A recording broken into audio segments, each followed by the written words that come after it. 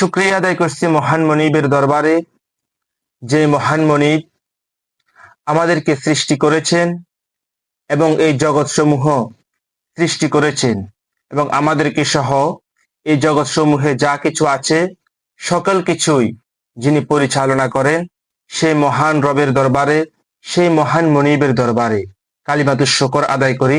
বলুন আলহামদুলিল্লাহ। লক্ষ্য করি দরুদ ও সালাম পেশ করছি মহান মানবতার মুক্তির দিশারি, মানবতার মহান শিক্ষক নবী মুহাম্মদুর রাসূলুল্লাহ সাল্লাল্লাহু আলাইহি ওয়াসাল্লামের প্রতি, যার আনিত বিধানকে বাস্তবায়ন করাই আমাদের মূল লক্ষ্য এবং সেই লক্ষ্যেই আমাদের যাবতীয় কর্মতৎপরতা। আল্লাহ তাআলা পবিত্র কোরআনুল কারীমের মধ্যে ইরশাদ করেন, লাইন শাকারতুম লাযীদান্নাকুম ওয়া লাইন কাফারতুম ইন্না আযাবি লাশাদীদ।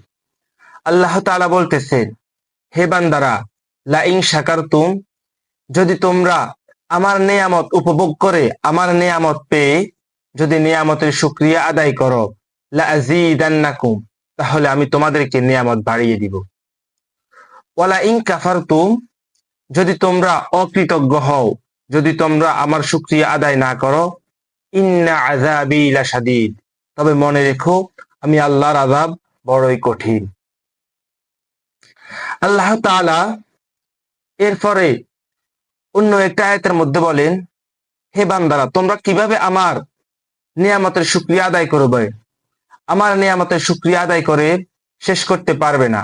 সেজন্য আল্লাহ তাআলা পবিত্র কোরআনুল কারীমের মধ্যে আরেকটা আয়াত নাযিল করে বলেন, কুল্লাউ কানাল বাহরু মিদাদাল লিকালিমাতি রাব্বি লানাফিদাল বাহরু ক্বাবলা আন তানফাদা কালিমাতু রাব্বি ওয়ালাউ জিনা বিমিসলিহি মাদাদা।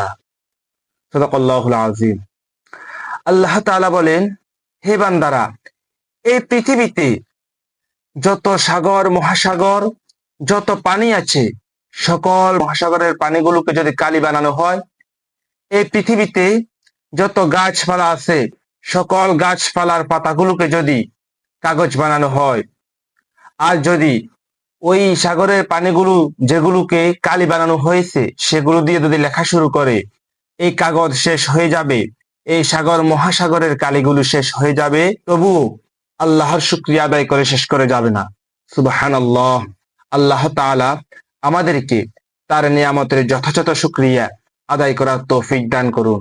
আসসালামু আলাইকুম ওয়া রাহমাতুল্লাহি ওয়া বারাকাতুহু।